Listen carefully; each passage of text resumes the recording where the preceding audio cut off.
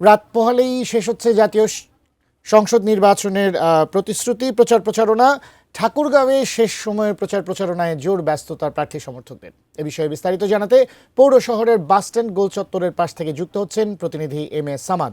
সামাদ, ঠাকুরগাঁওয়ের নির্বাচনের প্রস্তুতি কেমন দেখছেন, নিরাপত্তা কেমন দেখছেন? সেখানে অনেক হেভিওয়েট প্রার্থীরাও রয়েছেন, বিএনপির মহাসচিবের মতো একজন প্রার্থীও রয়েছেন। আপনি সেখানকার ভোটাররা কি বলছেন, আমাদের বিস্তারিত জানাবেন।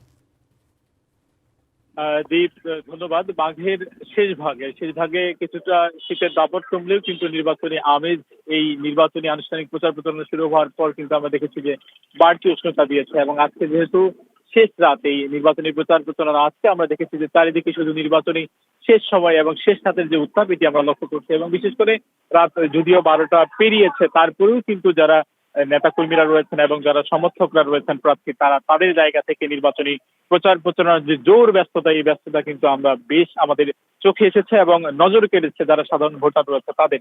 এবং দেখা গিয়েছে যে ঠাকুরগাঁয়ে 3টি সংসদীয় আসন রয়েছে। এই 3টি সংসদীয় আসনে 20 জন প্রার্থী প্রতিদ্বন্দ্বিতা করছেন এবং এই প্রতিদ্বন্দ্বিতায় বলাই চলে যে ঠাকুরগাঁও 1 আসনে বিএনপির মহাসচিব মির্জা ফখরুল ইসলাম আলমগীর এই আসনে প্রতিদ্বন্দ্বিতা করছেন। এবং আমরা লক্ষ্য করলাম যে আনুষ্ঠানিক প্রচারণা শুরু হবার থেকে আজ রাত 9টা পর্যন্ত তিনি প্রতিদিনই পথসভা করেছেন, জনসভা করেছেন, গণসংযোগ করেছেন এবং ভোটারদের দাঁড়িয়ে দাঁড়িয়ে গিয়েছেন এবং বলেছেন এটি তার শেষ নির্বাচন এবং এই নির্বাচনে ধানের প্রতীকে নির্বাচিত হবার জন্য তিনি সুযোগ পেয়েছেন এবং সাধারণ ভোটারদের মাঝখানে তিনি গিয়েছেন এবং বারবারই বলার চেষ্টা করেছেন যে আগামী নির্বাচনে 12 তারিখে তাকে জয়যুক্ত করা হলে তিনি ঠাকুরগাঁও উন্নয়ন করবার পাশাপাশি উনি চেষ্টা করবেন কিভাবে পট পরিবর্তন করা যায় এবং ঠাকুরগাঁও অবকাঠামো উন্নয়ন করা যায়, এটি কিন্তু আমরা দেখেছি। এবং এই আসনে একজন প্রার্থী রয়েছেন জামায়াতের ঢাকা মহানগর দক্ষিণ এবং শিবিরের সাবেক কেন্দ্রীয় সভাপতি দেলোয়ার হোসেন।